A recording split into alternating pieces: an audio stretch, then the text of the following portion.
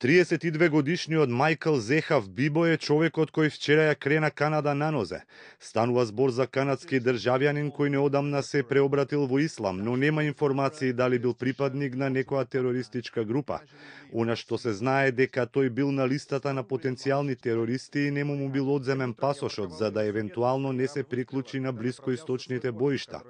Тој вчера смртно застрела војника, потоа упадна во канадскиот парламент и истрела најмалку 20 куршуми, кои за среќа никого не погодиле.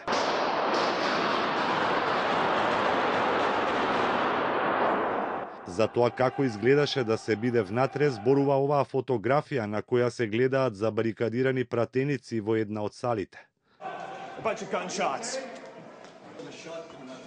A guy with a shotgun? Yeah, I saw him coming in. Where do we go? Where do we go?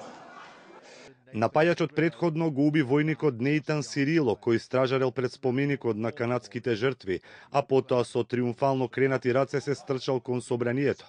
Внатре повредил уште тројца, но никој не е во животна опасност. Отава со часови беше под опсада на полицијата, а на граѓаните им беше наложено да не излегуваат од дома или на терасите.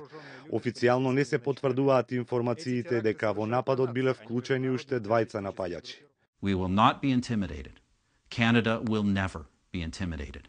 Ние нема да бидеме заплашени. Канада никогаш нема да се заплаши. Всушност, ова ќе ни овозможи да станеме порешителни и да ги засилиме нашите напори и нашите национални безбедносни агенции да ги преземат сите неопходни чекори за да ги идентификуваат сите закани и да ја одржат безбедноста на Канада.